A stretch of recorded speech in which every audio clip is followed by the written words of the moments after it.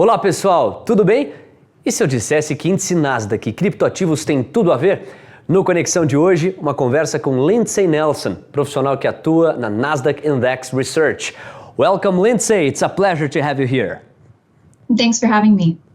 First of all, tell us about Nasdaq's crypto indexes. Sure. Nasdaq has multiple crypto indexes. The Nasdaq Crypto Index, or NCI, is Nasdaq's flagship crypto index.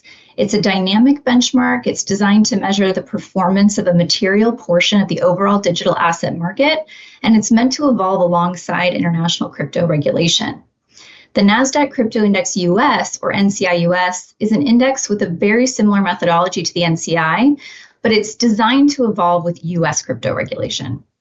Nasdaq also has single asset indexes, the Nasdaq Bitcoin Reference Price Index and the Nasdaq Ether Reference Price Index. And how long has the Nasdaq Crypto Index been active?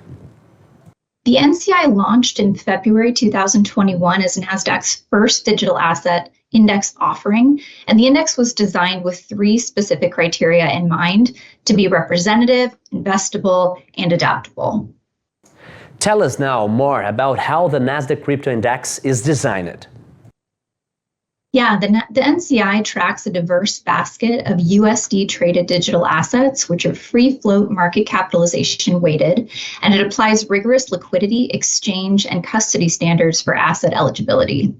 It's reconstituted and rebalanced on a quarterly basis to ensure that it reflects the industry as it evolves, and it's governed by a robust methodology and by a governance oversight committee.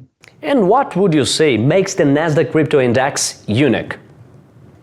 Yeah, a unique aspect of the NCI is really its eligibility criteria. This starts when we examine a broad universe of digital assets before filtering those down based on 5 key criteria. First, an asset must have active tradable markets listed on at least 2 core exchanges, and core exchanges must themselves meet criteria outlined in the NCI methodology to demonstrate things like effective operational controls, infrastructure, and regulatory compliance. Secondly, an asset must be supported by at least 1 core custodian. Core custodians must also meet criteria around compliance operations and security.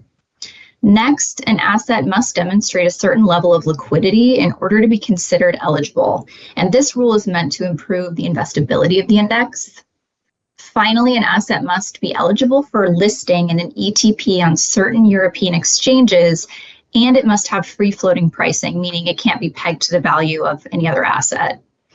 And when assets meet these conditions, they're considered eligible, and then they must meet an additional market capitalization threshold before being selected as a constituent and weighted according to their relative free-float market capitalizations.